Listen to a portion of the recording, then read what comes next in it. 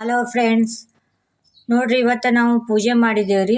ಹರ್ತಾಳಕ ಪೂಜೆ ಅಂತ ನಮ್ಮ ಸೊಲ್ಲಾಪುರ ಕಡೆ ಇವತ್ತು ಹರ್ತಾಳಕ ಪೂಜೆ ಅಂತ ಮಾಡ್ತೇವ್ರಿ. ನಾಳೆ ಗಣಪ ಕುಂದಿರ್ತಾನ, ಇವತ್ತಂತೆ ಈ ಪೂಜೆ ಮಾಡ್ತೇವ್ರಿ. ನೋಡ್ರಿ ಈ ಥರ ಪೂಜೆ ಮಾಡ್ತೇವ್ರಿ. 5 ಥರ ಹಣ್ಣು ಇದ್ರದ್ರಿ 5 ಥರಿ ಗಿಡ ತರ್ಕೊಂಬರ್ತೇವೆ ನೋಡ್ರಿ.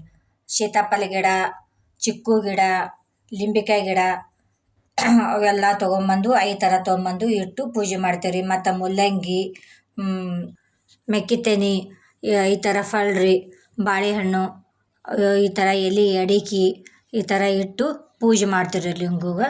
ಈಗ ಇವತ್ತು ನಾವು ಉಪವಾಸ ಇರ್ತೇವೆ ರೀ, ಏನೂ ತೊಗೊಳಂಗಿಲ್ಲ ರೀ, ಬರೀ ಚಹಾ ಅದಿಷ್ಟು ಕುಡಿತೇವೆ ರೀ. ಫಳ ದಿನಸ ಏನಾರು ತಿಂತೇವೆ ರೀ.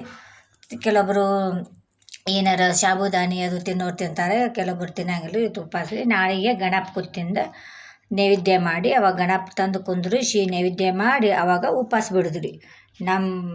ನಮ್ಮ ಸೊಲ್ಲಾಪುರ ಕಡೆ ಈ ರೀತಿ ನಾವು ಮಾಡ್ತೀವಿ ನೋಡ್ರಿ ಪೂಜೆ. ಈ ಪೂಜೆ ನಿಮ್ಗೆ ಇಷ್ಟವಾದರೆ ಲೈಕ್ ಮಾಡಿರಿ, ಶೇರ್ ಮಾಡಿರಿ, ಕಮೆಂಟ್ ಮಾಡಿರಿ, ನನ್ನ ವಿಡಿಯೋ ಫಾಲೋ ಮಾಡಿರಿ. ಬಾಯ್ ರೀ ಎಲ್ಲರಿಗೂ.